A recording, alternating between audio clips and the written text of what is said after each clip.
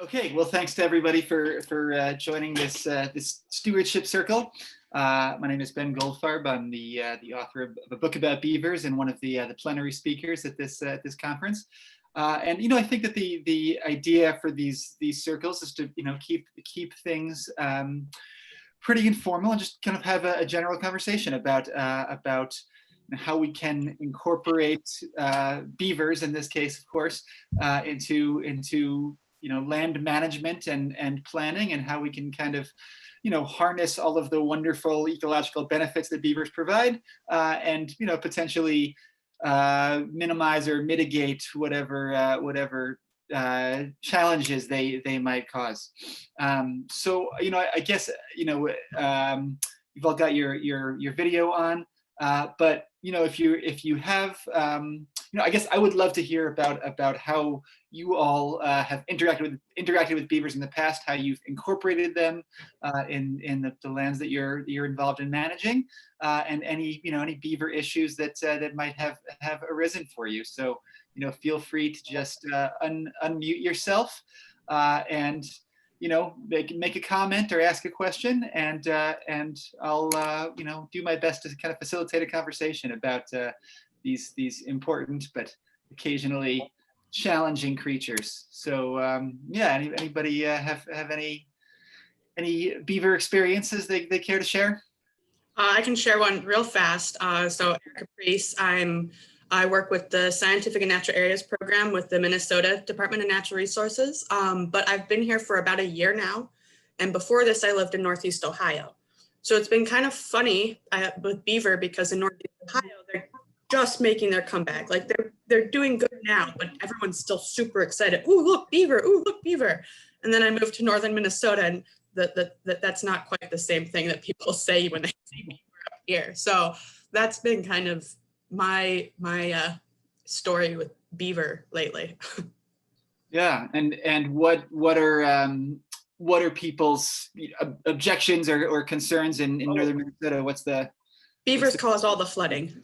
Yeah.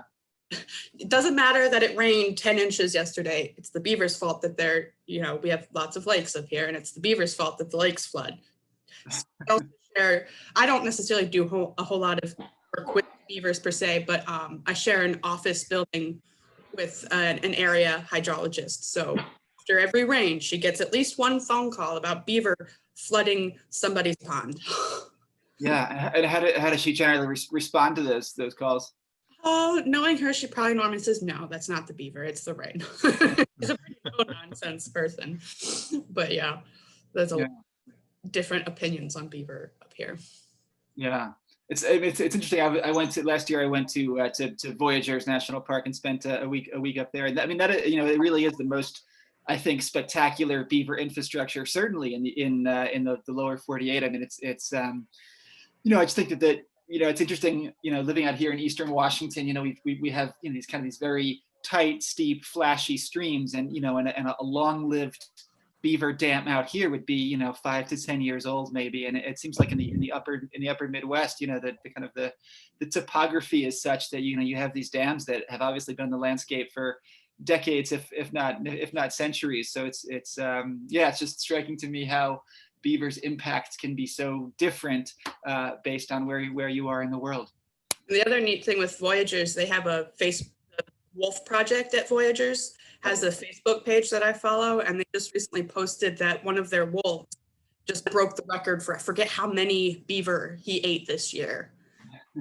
Still, they said, but we have this many more beavers, so it's not like he made a huge impact on the beaver number, but he had not quite 100 beaver that he ate this summer or something ridiculous, like 93, or I forget what it was, but they're like, he beat the new record. Yeah. Beaver are very important to the wolf population up here as well. Yeah. When I went to the park, I was visiting that Voyageurs Wolf Project, and I think what's so interesting is that we kind of think about wolves as being these cursorial who chase down their ungulate prey, but they've really shown quite conclusively that wolves are also these incredible ambush predators that that lie in wait for passing beavers along their foraging trails and pluck them out. So I feel like that project has really kind of changed our conception of not only beavers but certainly how wolves hunt. Yeah, and another, not beaver related, but the same project just got the first camera evidence that wolves eat blueberry too, which was really cool. That's just this wolf going through a blueberry patch, just munching on blueberries. So they do Yeah, a lot of, they do a really neat job of, sharing a lot of cool information. for sure. Yeah. Any other beaver experiences or encounters or questions? I have a question. I'm in Michigan.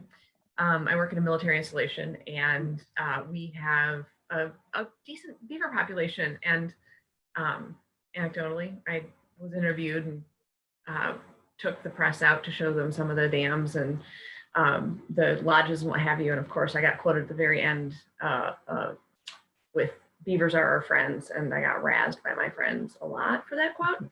But they are our friends. But the issue I have, right? Like, we're actually in the midst of attempting to reintroduce an endangered, federally endangered butterfly, the Mitchell satyr, who's reliant on fen habitat. And we have like two of the best fens in our state, but the butterfly was extirpated. So I have a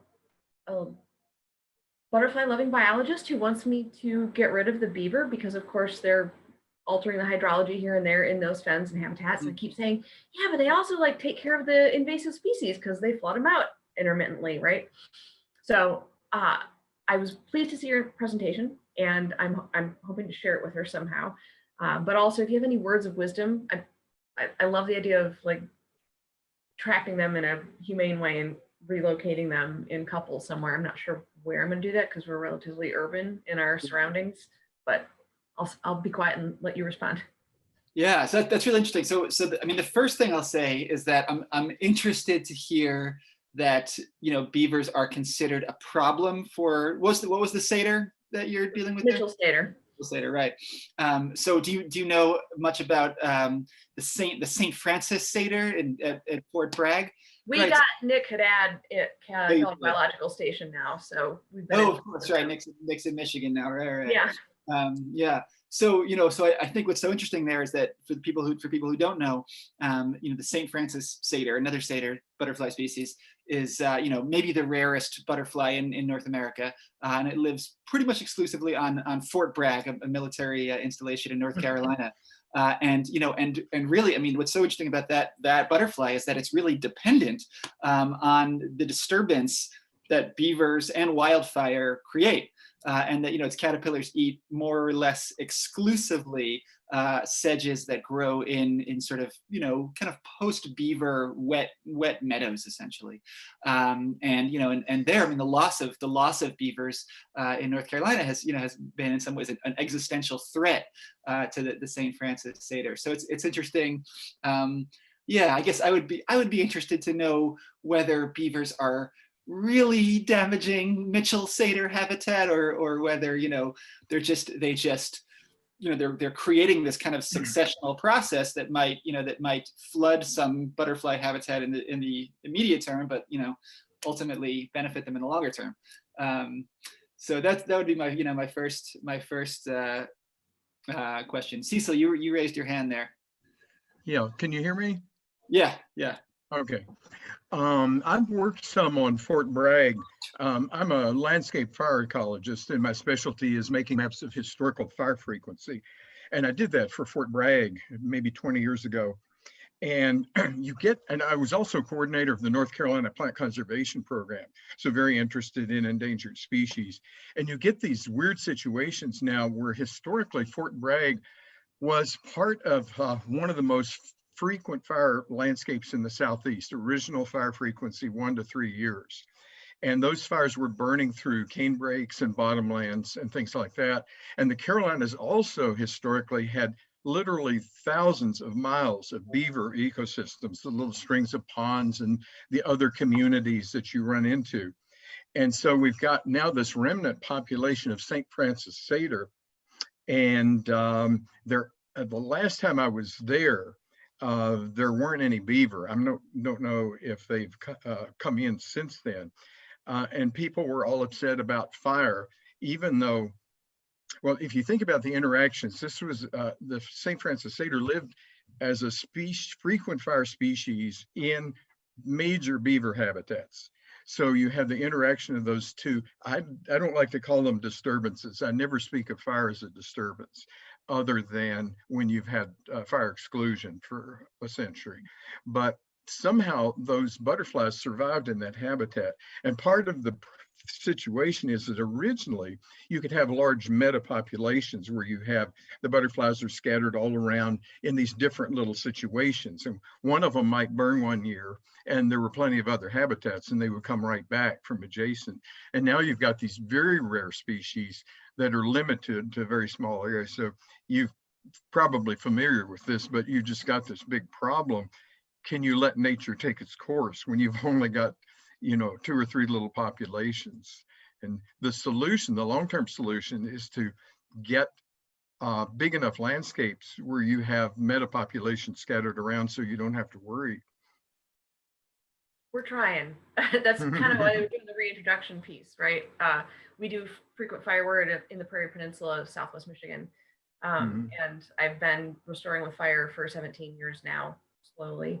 And we have those conversations all the time. Part of the problem with the satyrs, I know for sure it's Mitchell's, but I'm not sure if St. Francis has the Wolbachia issue with the bottlenecks. It's a virus that gets on their reproductive genes and is transmitted between generations, and it creates males that present as females and females who are unable to conceive or, you know, lay eggs. There's a whole host of issues that stem out from that. And if we had that, what you said, like meta populations from that, for those butterflies to repopulate from those places, it wouldn't be an issue. But it's facing all sorts of challenges.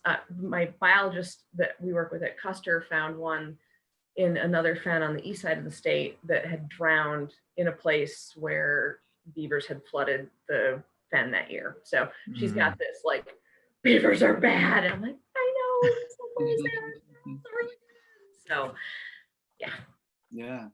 You know, I think that you know what that speaks to, Cecil, is, you know, is in some ways this, you know, I mean, to me, I'm always struck by the kind of the analogies between beavers and fire as this kind of this landscape force, you know, not maybe not disturbance, but of transformation and evolution and succession, you know, and those kinds of dynamic processes are so important, obviously, but of course you're right, they're harder to fit into the 21st century. Randy, you raised your hand there a moment ago.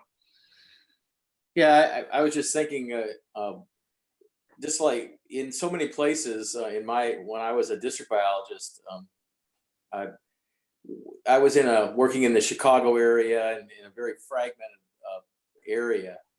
And a lot of those kind of situations where you had particular species that you were concerned about, or systems you were concerned about that were being messed up, often, and we blame it on the beavers because those were what you could see right there. But what was the basic issue was really the change in hydrology because of the urban landscape we were located in. And I really became sold on the levelers, the Clemson levelers, and some of those kinds of things that really allowed us to control the water levels to some degree, and address the proximate issue of the beaver in light of the really screwed up hydrology I was dealing with in the area. So, you know, the leveler or other kinds of interventions like that become your friend for those kinds of situations to deal with the beavers, because like you said in your presentation, you can try to remove them, take them out of the area, but the odds of you being successful are for more than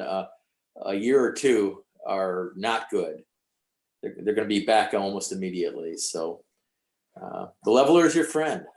Yeah, absolutely. Yeah, and you know, if anybody out there is interested in accessing more information about kind of, you know, DIY flow device installation for managing beaver conflicts, check out the Beaver Institute. I just put the beaverinstitute.org there in the chat, and that's a nonprofit based in Massachusetts that has lots of resources about how you can go about, you know, all kinds of brochures and instructional videos and trainings about how you can go about installing a pond leveling device. Because as Randy said, those things, they really are effective. You know, you definitely hear, you know, it's interesting.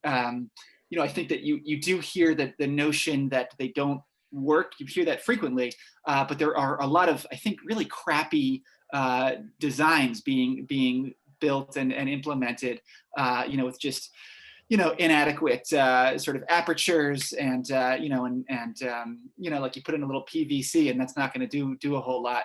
But a well-made flow device is unquestionably clearly effective, and the Beaver Institute has some good information about how to go about using those things. Does anybody here have experience with doing any kind of non-lethal beaver conflict management? Is that something that you folks have done at all?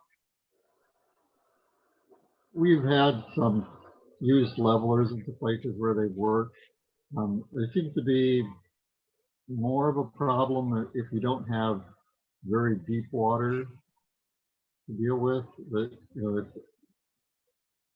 it's a little bit harder to make those work in those situations. But I don't have a huge amount of experience with it, but the limited experience I've had it's done that. Yeah. Just Yes. a little story. In South Carolina, I started a study of plant succession and species diversity in beaver ponds about 40 years ago, just for my own interest, and never published it. But in South Carolina, I found an area where there was a railroad grade coming through a little wetland, and the beaver found the culvert and blocked it up. And the railroad grade, that whole fill, was almost 30 feet high. And so I was just thrilled. I was imagining some excited beaver saying, we're going to have the largest volume beaver pond in the world. But the railroad came along and kind of spoiled the whole thing by tearing it out. Right, and of course that's why they're driven to build in culverts. Obviously, is that if you're a beaver, that road bed or that railroad bed is is like the world's greatest dam, and the culvert is the little leak in the dam, and they're attracted to leaks for sure. So yeah, and those culvert issues are the biggest.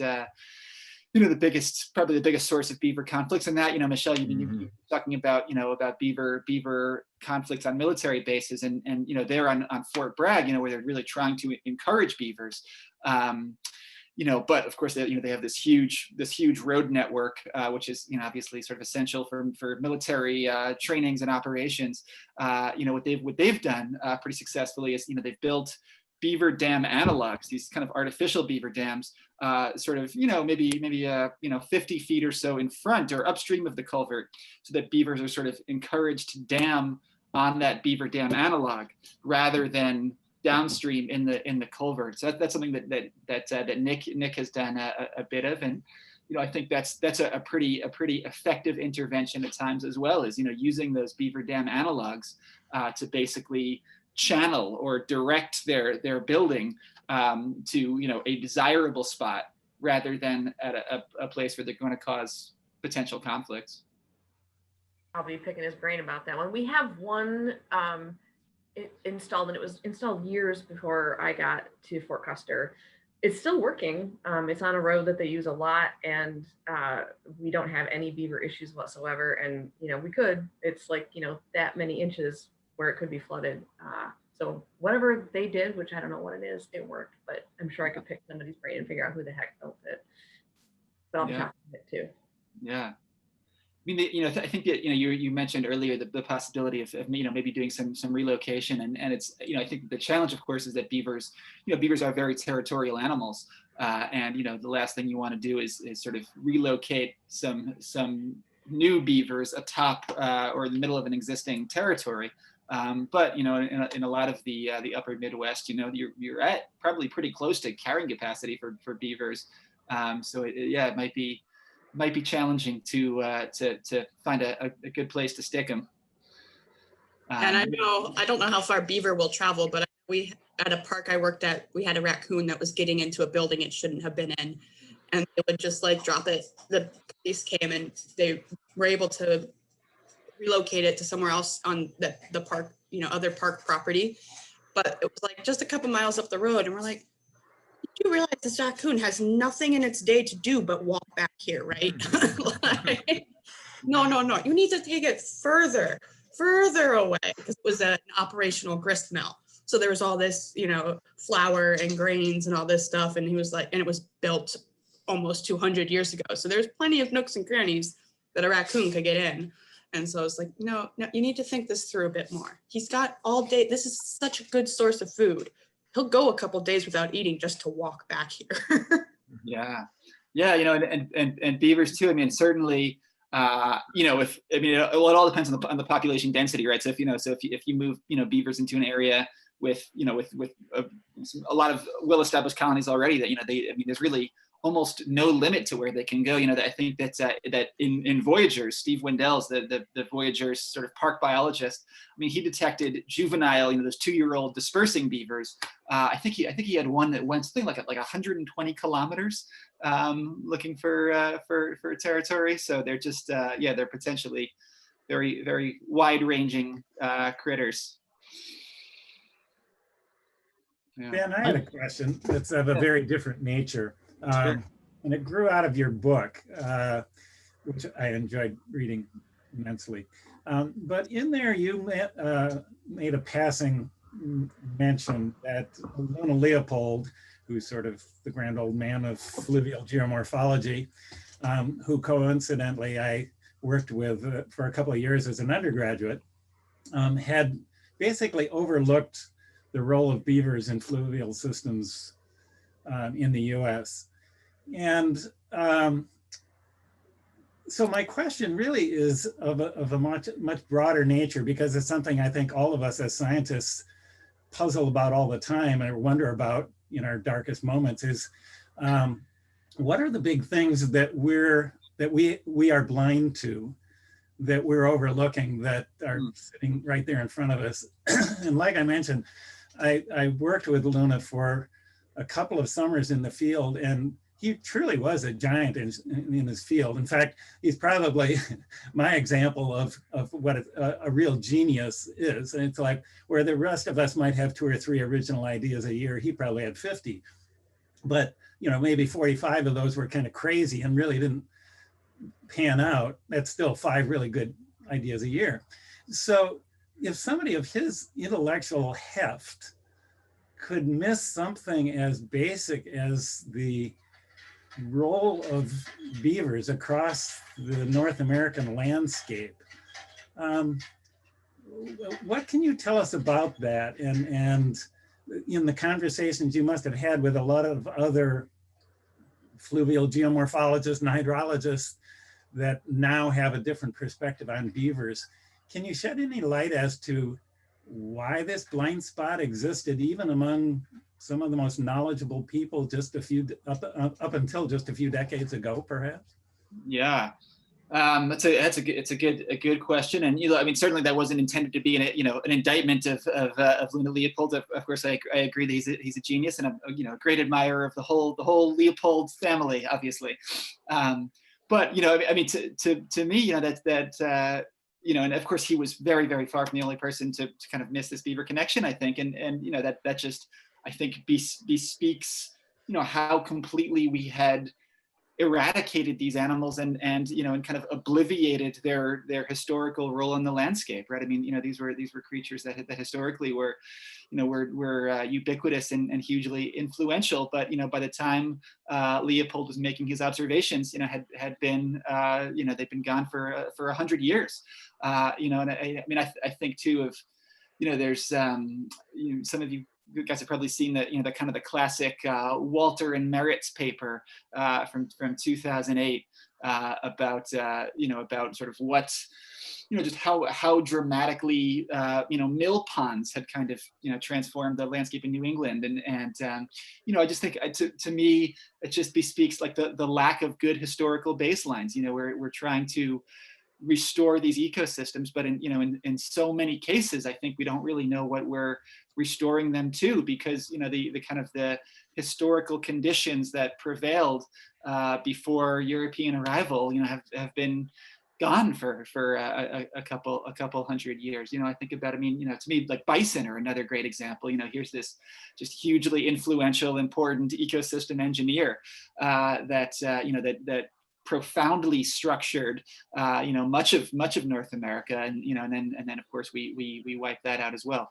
So I don't know. I mean, it's a great question, Peter, and I'd be interested in hearing some of your thoughts on that. In the, I mean, what are the kind of the key connections or historical baselines that you all think we're missing? What are our descendants going to look back on and say, well, wait a second, those folks in 2020 really got it wrong. What do you think we're all missing right now? I think a lot. But I know I've been saying a lot about shifting baselines, the new normal, and that we're trying to restore things that we're restoring it to a point that isn't even what it should be. One thing that I've seen people say is of older generations remembering driving around and getting bugs just littering your windshield, whereas nowadays it's not nearly as bad, which I've kind of noticed a big difference from going from Ohio, which was early settled for compared to Minnesota, where I'm up in the northern part of Minnesota, and while yes, they tried to settle a lot of it didn't quite work. So it's just this vast difference between living somewhere that was very, settled early on. Like I did this game with children where we went through Ohio's natural history, and the first card was 1802, Ohio became a state and the last bison was killed. So not everybody even knew that there were bison in Ohio. Granted, just a small, southwest corner, but from Ohio has been, it was settled quite before we even decided to try to start saving some of this stuff. Whereas, and then comparing it to Minnesota, where, it took people a little bit longer to get here. But yeah, I think there's a lot of things that we're probably missing, and we won't even know it, and even past the point where it's too late, and we'll just never realize what we're losing. Yeah. I mean, I feel like to one of Cecil's earlier points, I feel like the historic role of fire, is something that we're rediscovering now in a big way. I mean, this of course this year has been this this quote unquote record-setting wildfire year, but historically you had something like 4 to 11 million acres burning in California every year, albeit at a kind of a lower intensity. So I think that we've lost kind of the a lot of the pyro diversity that probably defined a lot of the continent before European arrival. I think one of the challenges that we all face in many different ways is just being constrained by the perspective imposed by our sort of meager human lifespan, the things that we can directly observe within our experience. In some ways, I feel very fortunate to have arrived in the conservation realm via my training as a paleoecologist. So I tend to have a very long-term view of a lot of things in terms of the role of fire and glaciers and moving species and all sorts of things on a time frame that most of us don't think of. But there was a major transformation in our own field in the 1980s by a recognition of the role of what do you want to call them, catastrophes or large-scale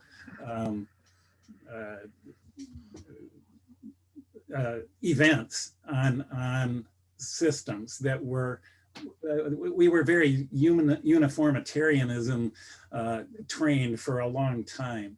And the role of catastrophes, if you want to call them that, has emerged a lot in the last 30, 40 years.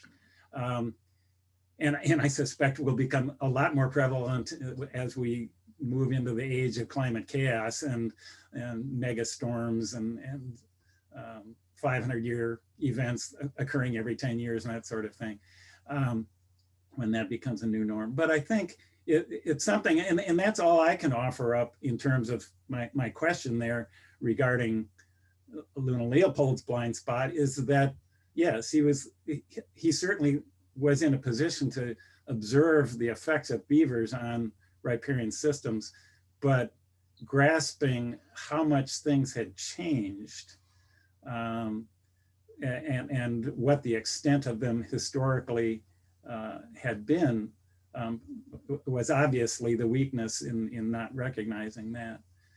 But that's what I keep finding myself now wondering about, is like, well, what are the things that we're looking at today that we're just missing because of our short human perspective? Yeah, it's funny. Every year I reread Sand County Almanac, and I mean Aldo had a kind of a beaver blind spot too. You read Marshland Elegy, this kind of ode to the or not ode, but an elegy for the destruction of America's wetlands. And there's a lot in there about draining the land for agriculture, but nothing whatsoever about beaver trapping at all. And you sort of talk about an animal that helps us uphold the land ethic. It's the beaver, but I mean even Aldo, I think, for all of his far-sighted wisdom, didn't understand how important this animal was, really. Yeah, I'm going to second something Peter said about the perspective of the human lifetime and how limited that is. And Peter and I were both born, I believe, before the middle of the last century. So we have a historical perspective on a number of things. And I have a slide I like to show that was part of my dissertation data set that shows a longleaf pine savanna in the Croatan National Forest of North Carolina. Beautiful bilayered community, longleaf pine open, sunny understory with about 80 species per 10th hectare. And in 1964, that site was declared wilderness under Rare 2. And the Forest Service took it as we can no longer burn here.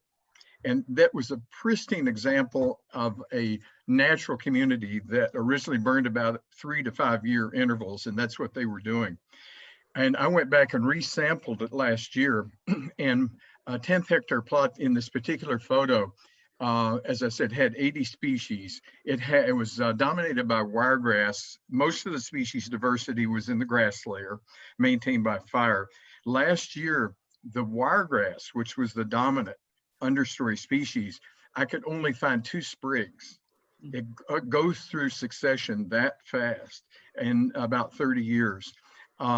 The total cover of the understory had been reduced, of understory herbs had been reduced to about 2.6% from about 86% in the original situation. So most species diversity is already gone in 30 years.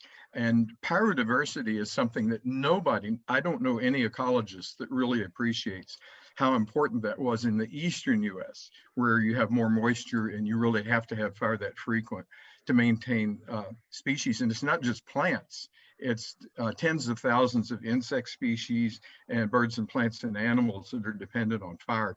I'm currently writing a book. It's in the field of landscape fire ecology. It's an end of career book. It's time to write that. The book will probably be called Reading the Fire Landscape.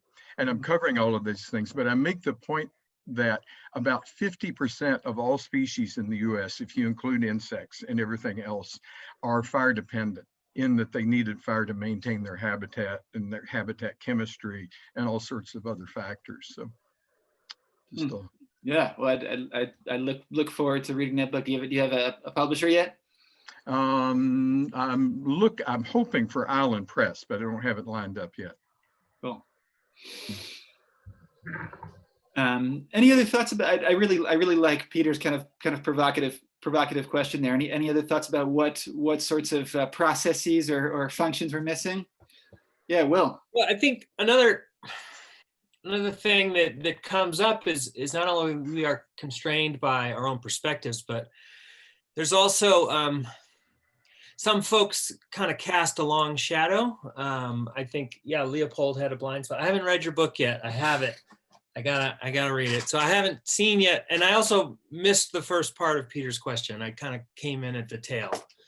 So I don't know if this was addressed, but I think Leopold's blind spot was largely thanks to Joseph Grinnell and his blind spot, at least in the Sierra Nevada. And so that's where I am. I work in the Tahoe region. And so all along the Sierra Nevada, there's this this inertia of dogma that we're having a hard time to overcoming. And so not only are we constrained by kind of our own perspectives, but also, some folks have long careers in management where they're firm in their beliefs. And there's a lot of that is still happening for sure. With Nevada Department of Wildlife, some of the old timers just refuse to accept the evidence that beaver were native in these watersheds. And until there's turnover, I don't know. So I work a lot in public outreach and go to a lot of events, and I talk to the fishermen, and there's just a lot of folks out there with strong anti-beaver sentiment that's going to take time to overcome. And I don't know how to speed up that process. Yeah, it's a great point. So just a little bit of explication to Will's point about about Grinnell sort of being the first person to maybe get this wrong, sort of. In California, where of course the Sierras is one of the focuses of this conference, and the story there is so interesting because in California, in addition to having this this overland fur trade, guys like Kit Carson and Jedediah Smith, there's also this maritime fur trade, the Russians, the Spanish, the British, the Americans, sort of plying the West Coast, and basically, de-beavered the whole state of California before any of those, those overland explorers showed up. So, I think that what happened is that, when the first overland beaver trappers arrived in California, they found this kind of very beaver depauperate landscape, and basically concluded that the beavers had never been there.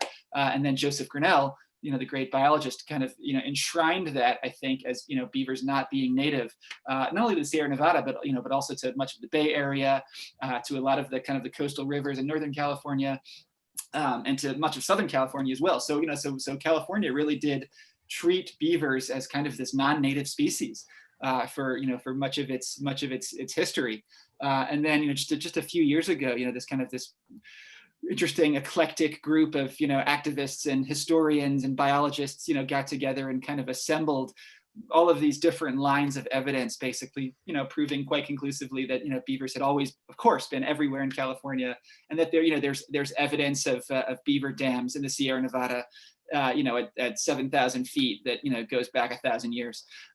So of course these animals were always here, but as Will said, I think that legacy casts a really long shadow, and maybe it's I think that it probably is a case maybe of progress proceeding one retirement at a time. But I'm not, which is not to say, Cecil and Peter, you guys seem pretty progressive, but I do think that Will, I think you identified a major issue there for sure. Yeah, I was going to mention in the Carolinas 44 years ago when I began that beaver study, the proper name for beaver as determined by the Wildlife Commission in our state was nuisance beaver. And that was the only name that they understood, and they justified part of their existence as a wildlife management agency, and that they help people get rid of nuisance beaver, even though they had really only made a comeback about 20 years before at that point. Yeah. So that's a long-standing thing that states work very hard to cultivate in people, was to see beaver as nuisances that needed to be dealt with. Right. Yeah. And in Oregon, they're classified as predators, which maybe if you're a cottonwood. So Will, I'm curious, man, how have you tried to combat that or push back against that in your own work? Well, like you said, there's a convincing and eclectic suite of evidence, and so I've just tried to educate myself on what's going on with that group and those papers, and I try to share them widely. We've had some joint meetings, and we do have a group here that popped up, I don't know, maybe 8 to 10 years ago that focuses mostly on beaver issues, and so try to support them in their work. They're dealing more with individual beaver issues, you know, in neighborhoods and pond levelers and that kind of stuff. And then, but we also cover a large, we cover the whole Tahoe and Truckee region, and you know, we work across like 6 counties and 2 states, and it's kind of complicated to try and keep up with all the different issues. But in terms of just public outreach, you know, trying to explain why, as I'm dealing one-on-one with, say, a fisherman who tells me that, you know, beaver are bad for fish, trying to explain to that person why they might think that, you know, how these thoughts got entrenched and perpetuated, and then why they're not correct, and then sort of point out the many different reasons that we now know that beaver have been native to. I mean, there's just no reason they wouldn't be native to the Sierra Nevada. It's like the one mountain range on the whole continent. But yeah, I'd be happy to share some of those papers if anybody's interested. It's pretty fascinating stuff. What I think one of the original things that spurred that on was some restoration work just north of Truckee here, where they were digging in to do some I forget what they call it, but some wetland restoration in some incised creeks, and ran into some beaver dams that were buried under sediment quite a few feet down with their heavy equipment, and they did some radiocarbon dating, and they were like, this dam, you know, and you can still see like the beaver teeth mark on the edges of the sticks and everything, so it's very clear what it is. And then they do some radiocarbon dating and find that these things are many hundreds of years old and predate, you know, their extirpation. So pretty interesting stuff. And then that kind of scenario has played out a few other meadows all around the region lately. So it's pretty interesting, you know. And then there's all these other lines of evidence about place names that predate the extirpation, and then words for beaver in the native Washoe language, and et cetera, et cetera. It's pretty good stuff. One of the problems, though, is because that was so entrenched for so long, it's been interesting to see how some scientists and land managers have kind of used that perspective to shape their understanding of the systems that they're working on. And so the notion that beaver weren't native kind of got really entrenched and reinforced in a lot of these ways. And so, you know, things got misinterpreted and into the scientific record. And so that's been kind of interesting to see too. Yeah. Cynthia just put in a request, Will, for the papers about restoration that you referenced. So feel free to drop those in the chat. But yeah, you know, I mean, it is interesting to see how every state has kind of its own beaver culture. And I you know, California is, I think, I mean, certainly compared to Washington and to a lesser extent Oregon, you know, kind of notably hostile.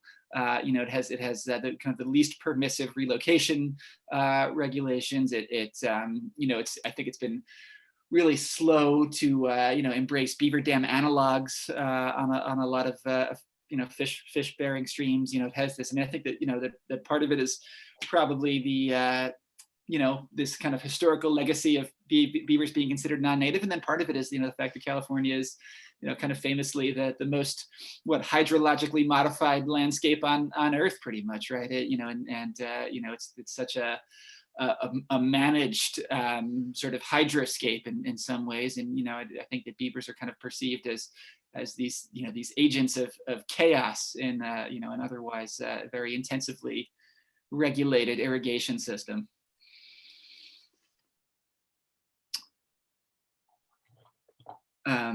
Any other thoughts about this this conversation? Well, I'm interested. Our situation in the Midwest this plays into a lot of managing natural areas, is that things that would have you could have had fluctuate over time if you had larger blocks of land, and you've got smaller blocks of land, then you don't have the space to let those things play out over time. The subject of fens came up earlier. That the fens are groundwater fed systems that are really above standing water, and we have real issues with beaver turning those into standing water situations. And if you had centuries and square miles to deal with, you'd say, well, the wetlands will just shift uphill, but now uphill is a cornfield and a county road. And but I was interested jumping into this to gain a little bit different view on beavers and start to think about them in a different way. But we really do, with beaver and with other, and actually with fire as well, we have this, well, when you're down to these little relative postage stamps, how do you deal with, I'm going to go ahead and use the word disturbance that that shifts those little postage stamps. Yeah. Any thoughts about that? About how we can reintroduce dynamic processes in our very structured, chopped up world? Yeah, I think the first step with all of this is education, right? It's hard to get people to agree with you if they don't understand where you're coming from and why this is happening. So, because I know, just the whole idea of wetlands, there's been a big movement lately to, educate people that wetlands are good. And like every time I turn on the TV or whatever and I hear drain the swamp, I'm like, no, don't drain the swamp. The swamp is a good place. So I think that's really the first step, because you have to have people understanding why you're doing what you're doing and why what's happening is happening, which everyone is trying, but it's just an ongoing sort of thing that we have to do, is educating people why this is happening, why it needs to happen, and how to live with it happening.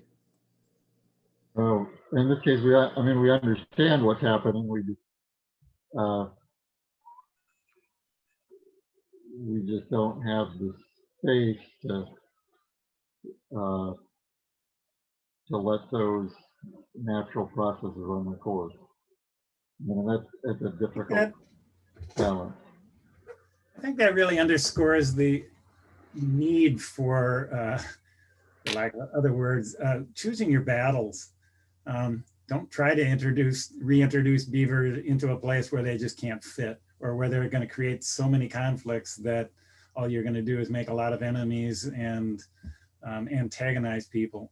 I think we really are at a time where conservation triage is going to be necessary in a lot of places to be effective and strategic. And there certainly are still a lot of places that beavers and functional systems are where restoration can occur. But we shouldn't be trying to force them back into a system that's so altered beyond any chance of functionality that can absorb that sort of level of alteration without creating unacceptable conflicts all up and down the system. Yeah. Sort of a little anecdote that I wish, there's so many things that need research that aren't getting researched, but one is the way that wetland plant species and insects and everything else adapt when beaver come in. And a lot of species adapt a lot faster than you might think. I don't know about the fens. On our farm, we live on a community farm with 12 other households, about 200 acres. And 25 years ago, when we got the land, beaver came in. Not long after that, they're still recolonizing former habitat in the Carolinas, and all sorts of plant species turned up. They were brought in by waterfowl, largely. You would have wetland species and aquatic species. And we had on the farm a beautiful lily. It's Adamasco lily, about 18 inches high, perhaps, white flowers that are bell-shaped. And we might have been worried about that. We didn't even think about it really, but when the beaver came in, they flooded the habitat for the species. But it's a species that loves both fire and beaver. You have these massive blooms after fire passing through their wetlands. And after about 8 or 9 years, the Adamasco lily had distributed itself all around the upper ends of the beaver pond in partly shaded wooded habitats. And they're still there today, many more than there were originally. But I don't think anybody's really studied those sorts of interactions, but it gives you a lot more insight into the value of beaver and what they really do. I think, Brianna, I think you had your virtual hand raised there. I guess I could have done my real hand too, but and I saw that Kelly just wrote a message speaking to us about sharing the success stories. And you know, Erica was talking about like making sure that we educate people, and I think like you have to find your champion, and because like the science and manager people, we can talk till we're blue in the face to the, I guess, presumably mostly like private landowners that were, you know, kind of trying to influence with like these, you know, sort of to them revolutionary ideas. And we need to bring along like the peers of those private landowners to help share the story. And related to that is building it's like the people side of it, of building like trust and relationships in order to kind of, you know, maybe spread some of these ideas about, you know, where there's a lot of value to having beavers and beaver dams. Totally coincidentally, I grew up in Beaver Dam, Wisconsin, home of the Beaver Dam Beavers, not far from Sam County. And then I also had like a side like rabbit trail moment with Peter. You said that you were talking about conservation triage. What do you mean by that? Triage being the sort of the medical approach to don't engage in the things that are going to be colossal losses. Figure out where your best opportunities for actually making a positive gain. Pick your low hanging fruit. It's basically, you know, there's a big bunch of things in the middle that you might succeed in and you might not, but there are some clear losers and there's some clear winners, and focus on the clear winners and maybe some in the middle, and don't spend a lot of time and energy and resources on the things that you're never going to succeed on.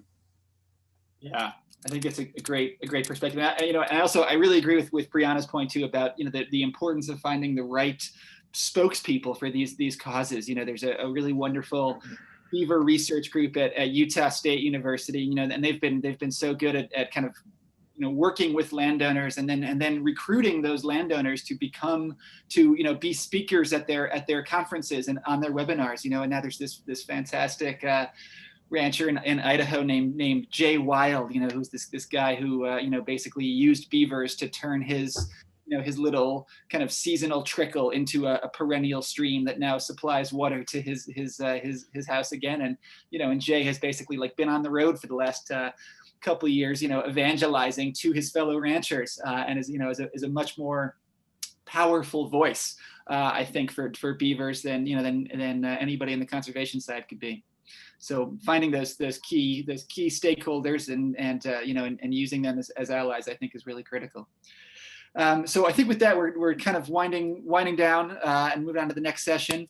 Thank you all for a really great conversation. I put my email address in the chat in case anybody wants to talk further about beavers. I always love talking about beavers with interested parties. Yeah, I just want to thank you all for a really interesting conversation that certainly gave me a lot to think about. So thank you guys. Thank you, Ben. It's been great. All right. Take care.